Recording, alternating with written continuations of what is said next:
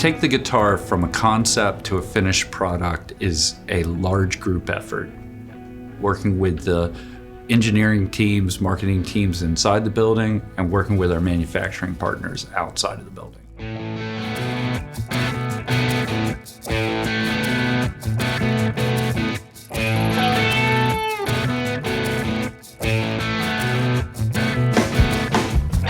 The SE DGT is obviously going to be built at PT Court in Indonesia, but the process begins here in Maryland at our factory. With a guitar like an SE DGT, the first step is actually to look back on what we have already made. When we were trying to pick a guitar to model the SE on, I chose a 2010 Gold Top that I play for the last 4 or 5 years. It's kind of been my go-to guitar. The neck shape is particularly great on that one. And when I'm playing a gig, I almost forget it's in my hands.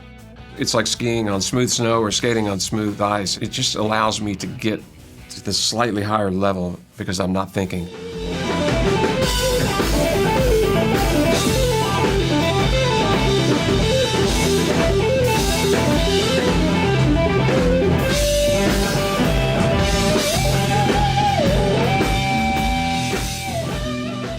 Once David told us it's a 2010 DGT that he loves, we're able to go back in our files, pull up all the details, and recreate that instrument.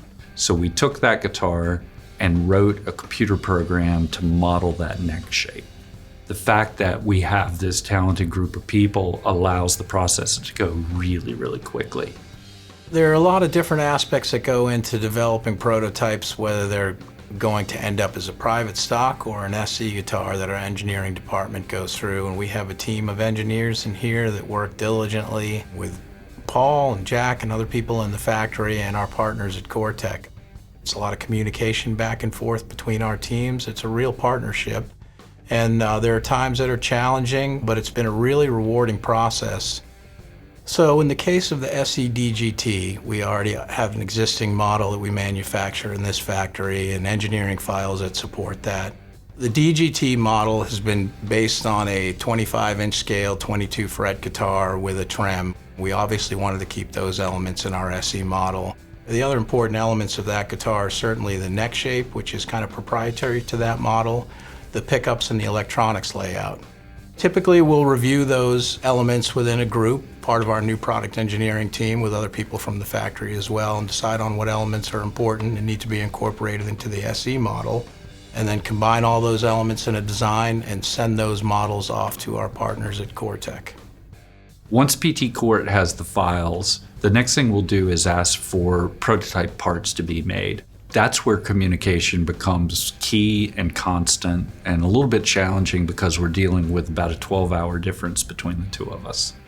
At this point, we're talking about measuring parts, making sure that all of our dimensions are tight, that our programs are correct, that the tooling is working correctly, everything's sitting on a machine correctly, basically everything that yields an accurate part.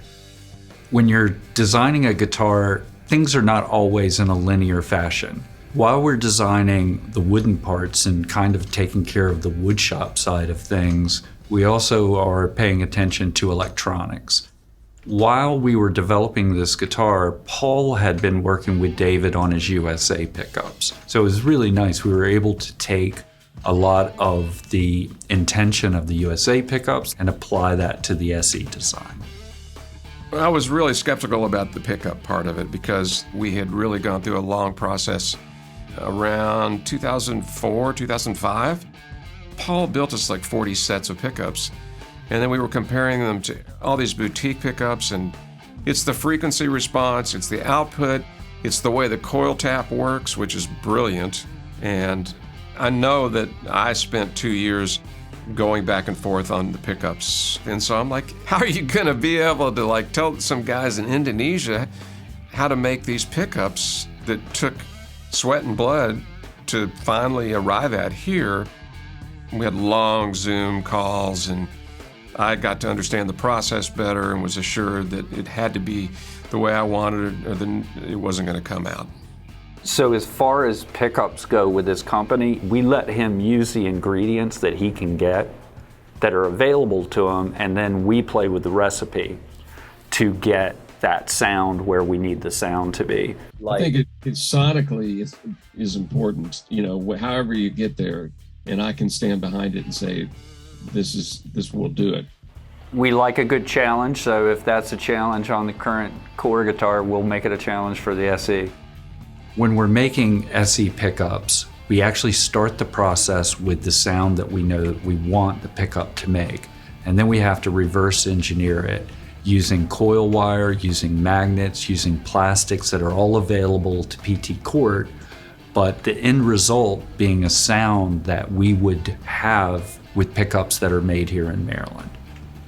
When Court's in their prototyping process, you have a new guitar that you're making, which presents a new opportunity to work with the PT Court team on manufacturing processes and techniques and just going to new places. So I was fortunate enough that the timing of my travel led me back to Indonesia at this portion of the process. Getting to Indonesia is tricky. It's usually between 24 and 26 hours of travel time, and then hitting the ground running in a factory that's moving real quickly and trying to catch all the details. Presents some challenges, but it's also very exciting, and it's one of my favorite parts of the job I get to do.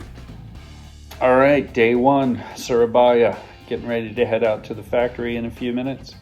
The DGT should be in the finish room, so I'm really looking forward to seeing how that's come along. We have checked those pickups out outside of a guitar, but I think at the end of this week, I might be able to get it on an airplane with the DGT prototype, throw those pickups in it, and then we'll get a real sense of what we have on our hands. So pretty exciting time. When the prototype guitars show up, they're sort of tucked inside of my office in a corner, and I'm excited about it, but I'm anxious about it. The anticipation of ripping into those boxes and seeing what we have is both very sweet and terrifying. Once the guitars get here, they go through a full review. Tom Walls will take the guitars and make sure that everything is in spec from a setup standpoint. String height at the nut, neck relief, tremolo setup, everything is good. Everything's working correctly. Then the guitar goes to engineering. John Wasserman is going to literally take the guitar apart.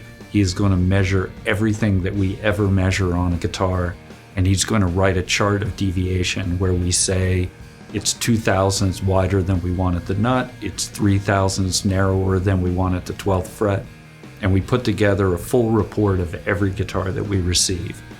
Court did a great job on the guitars. PSE did a fantastic job on the pickups. But the one place that we needed to do a little extra work was in the consistency of the neck shapes. That's where the majority of our work needed to be, working within the manufacturing processes to make a very consistent neck shape. One of the more unique features about the SE DGT is the neck carve. It's really the first of our SEs that has a narrower nut width and then a beautiful transition into the upper register of the neck. We spent a lot of time going over our core neck shape, our older engineering files, and some archived DGTs that we have to make sure that we can incorporate those features. And upon receiving the first SE DGTs, we wanted to focus a little more on the neck shape to replicate what David wanted, and had a few back and forths until we were both really happy with the neck shape. You know, typically you're going to look at a guitar, it's going to speak to you, but really the first thing that happens when you pick one up and you grab it is the feel of the neck in your hand. It's something that's very important to PRS. It's important to all guitar players. I know it was very important to Dave as well. And I think people are going to be really pleased when they get one of these in their hands. Every guitar that we've designed inside of SE has had some sort of a unique challenge to it. And with the DGT, it was definitely with the neck shape. But we know we're in the ballpark. And at this point, we were comfortable enough with this guitar to ship it off to David.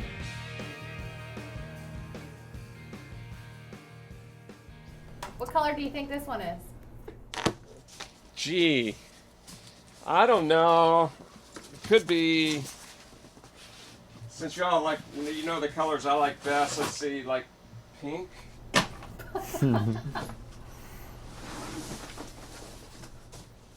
We'll see here. How'd they do?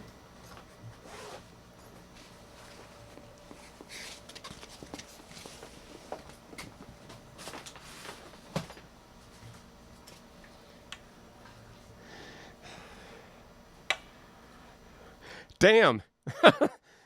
It looks just like mine. Golly.